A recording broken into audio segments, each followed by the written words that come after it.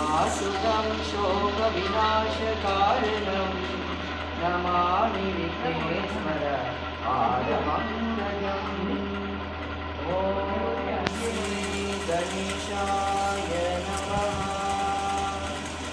Om Swastiastu. Waalaikumsalam. Puja dan puji syukur saya panjatkan kehadiran Sang Yang Widi Wasa, Tuhan Yang Maha Esa, sebab atas asuh tertawa dan nugrahannya kita diberikan kesempatan untuk hadir pada malam hari ini ke kuil Sri Parameswari Kuil dengan rasa bakti yang tulus, dengan rasa bahagia kita memuja kepada Tuhan Yang Maha Esa dalam wujudnya sebagai Sri Parameswari.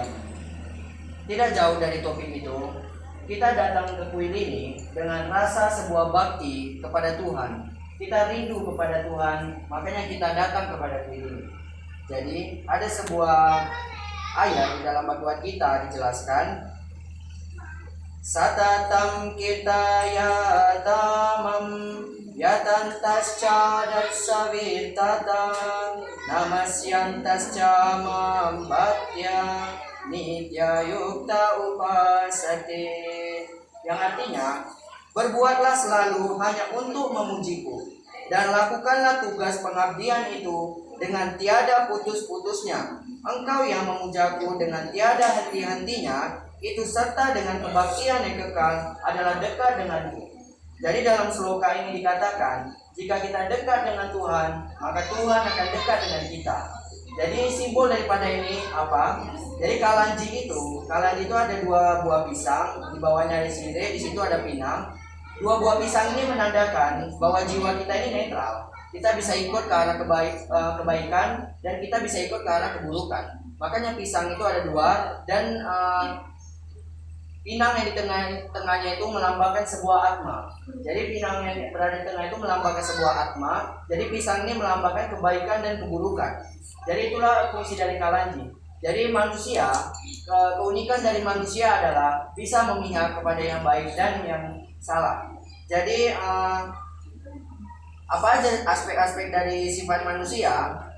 Contoh dari aspek-aspek sifat manusia adalah yang pertama, manusia itu intelek atau kecerdasan, yaitu yang menentukan benar atau salah.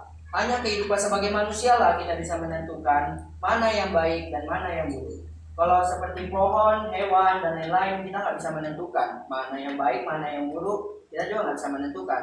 Hanya sebagai manusia lah kita bisa memutus kelahiran kembali. Yang kedua adalah fisik. Semua makhluk terbentuk dari unsur yang sama. Jadi mau makhluk hidup apapun itu, semuanya terbentuk dari unsur yang sama, yaitu panca mahabhutam, yaitu air, api, angin, udara, dan angkasa. Jadi ketika orang meninggal, kenapa orang meninggal itu dibakar?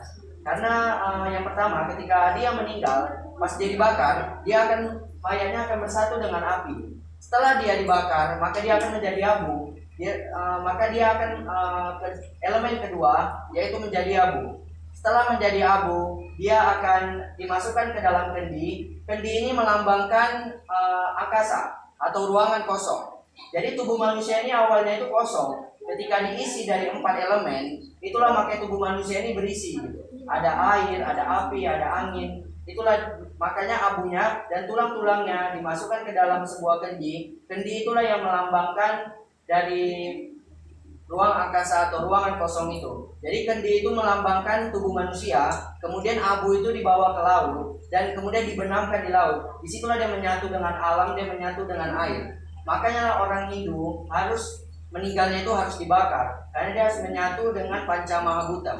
Ketika kita dilahirkan berdasarkan panca mahabhutam, maka kita ketika meninggalkan dunia ini harus berdasarkan itu juga.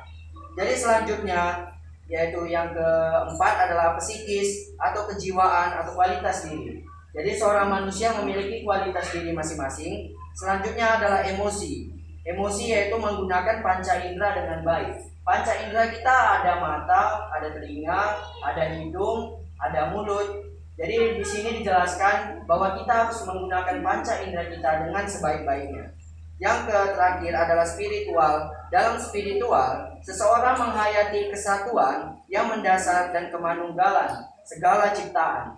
Jadi di sini dijelaskan bahwa semua manusia tidak ada bedanya. Semua sama-sama berasal dari